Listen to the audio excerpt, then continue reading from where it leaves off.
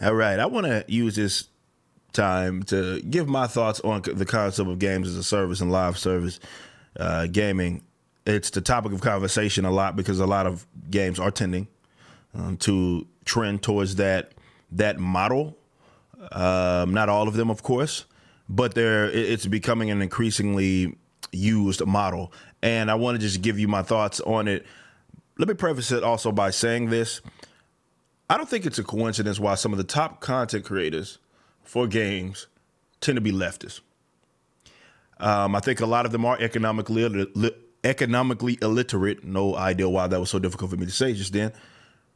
And they can virtually say things, it go unchallenged. They don't really have to argue their points. It gains a lot of steam, and people repeat that rhetoric of the Jim Sterlings of the world, even though what they're saying doesn't even make any damn sense.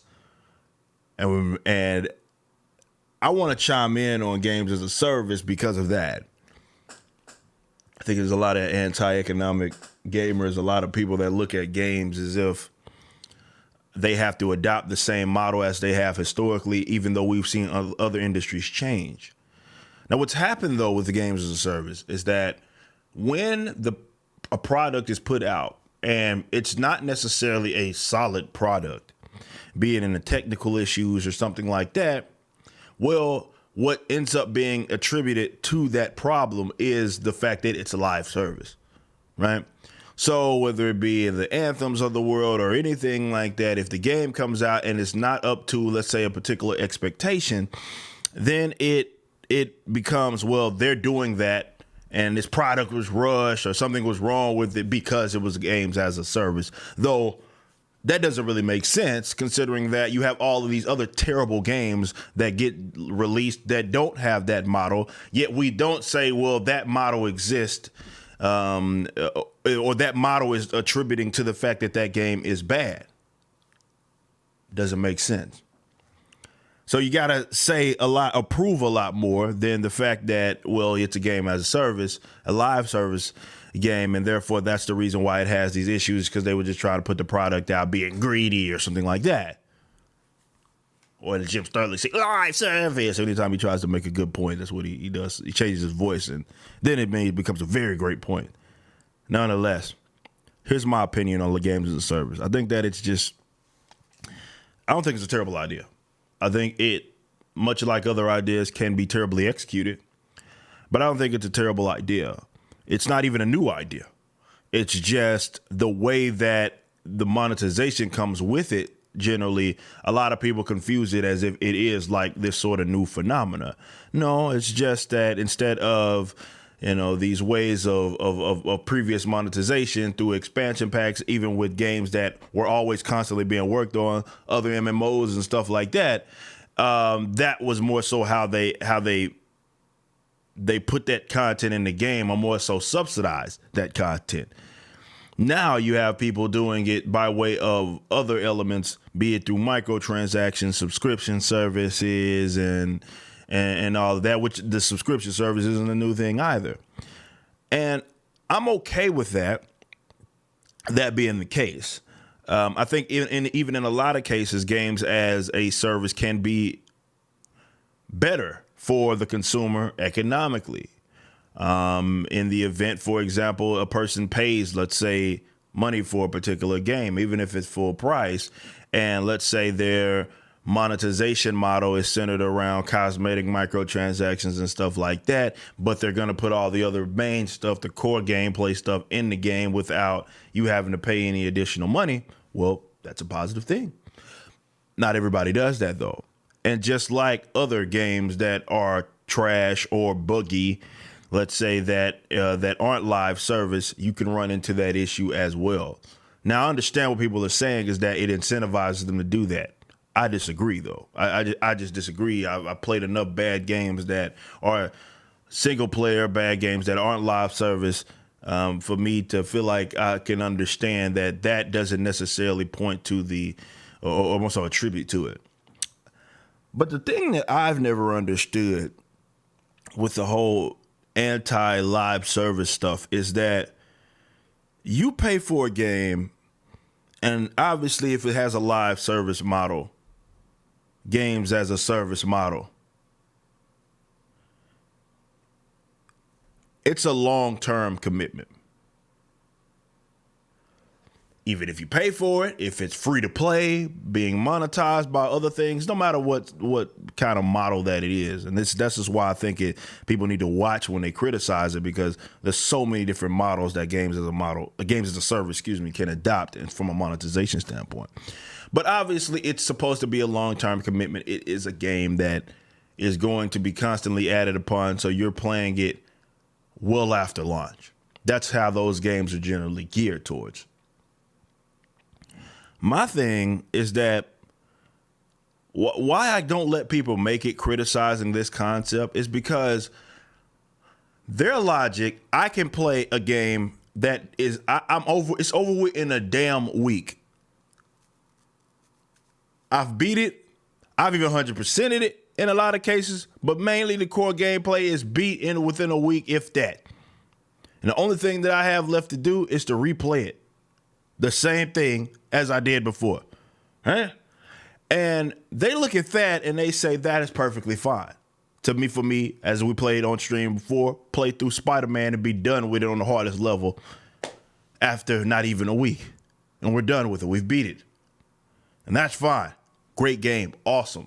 The minute a game tends to adopt a live service model, in which it's going to be built upon, right?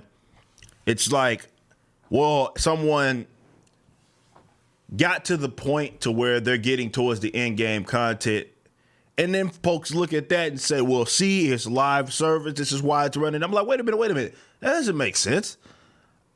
If it wasn't live service, I would have already been done with this game 3 days ago. You know what I mean? Or like within 3 days of the launch or something of that nature. So it's weird how, and it goes to show these people are anti-economic, how you could pay money if, let's say, if it's a game as a service that you're paying like it was a full price general game. But you can pay money and get less gameplay out of, and that's fine. But you pay the same amount and get an extended amount of gameplay, and then for some reason, if that game has some sort of issue, then it's a waste of your money or you are being gypped. Doesn't make sense. I don't know what it's going to take for people to have better arguments as it pertains to games as a service. Not all of them are trash. Some of them didn't do a very good job. Some of them can suffer some issues. But say what you will about Destiny 2. I know it's a polarizing game. Doesn't matter. Destiny 2 has the most rock solid fan bases that exists in gaming right now. And it does have live service elements, of course. And it's going, year 4? It's getting another big expansion. I'm not against it, of course, because that's a way that now granted, Destiny 2 had some launch issues, but I don't think the launch issues was because of the fact that it was live service. The launch issue was trying to reel in these casuals' initial buy, and it just took a little bit to kind of get rolling. But nonetheless, it's a rock solid community. Whether they hate it or not doesn't even matter, because the people that rock with Destiny, they rock with Destiny hardcore. And I respect that community. I'm not necessarily a part of it anymore because I don't play Destiny 2, though we talked about it last stream that I may be getting back into Destiny. But it's a rock solid community and one of the most hardcore communities that exist. They love it to death. Doesn't matter if these content creators hate it and all of this stuff and the model. But I think what happened is with the games as a service, because you have this more socialistic mind of gamers, right? Enthusiastic, socialistic content creators that are getting everybody amped up. They make bad arguments. People repeat the bad arguments because generally there's no discourse. Those guys aren't necessarily arguing with people that they disagree with, or that are on the opposite side or can make an argument to the opposite side. Because I think almost immediately, if they were to do that, you see the holes in the argument. That doesn't mean that they don't have points, right? That doesn't mean that they don't have points. They absolutely can have points while making crap. Just because you get to let's say you have an end game, right? For lack of better terms, if you get there by way of being grimy, you still were grimy. You know what I'm saying? Just because you came to that conclusion doesn't matter. But I think it's a combination of that and people being economically illiterate, people not seeming to understand the cost of certain games, the price of certain games. If you look at not even just including inflation, but you look at the cost of production of games development, you're actually paying less, believe it or not, for certain games than you were before. But I don't like this idea that gaming has to be stuck in the same exact model as it was before, as we've seen more innovative industries change their sort of models in terms of monetization. I would actually encourage these games to get more creative with their monetization as opposed to the typical, okay, you pay this much money, you get the game, and that's it.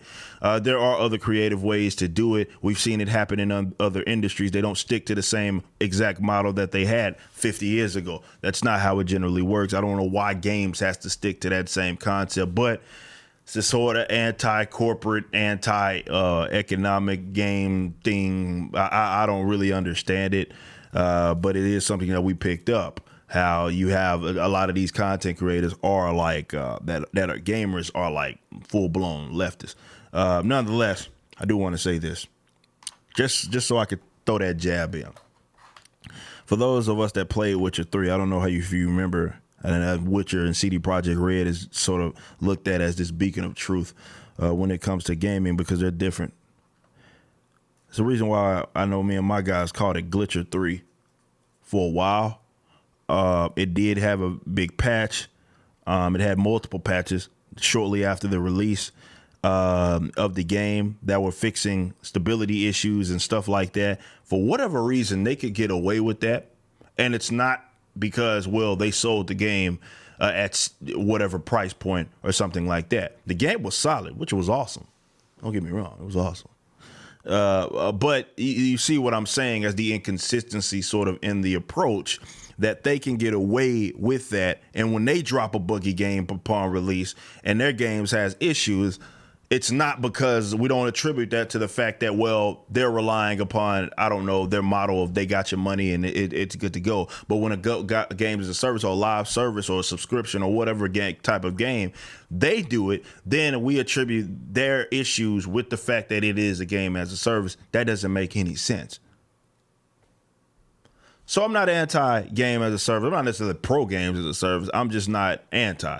You know what I'm saying? I think that it can be a creative model that actually can be more consumer friendly for a lot of people, depending on the situation.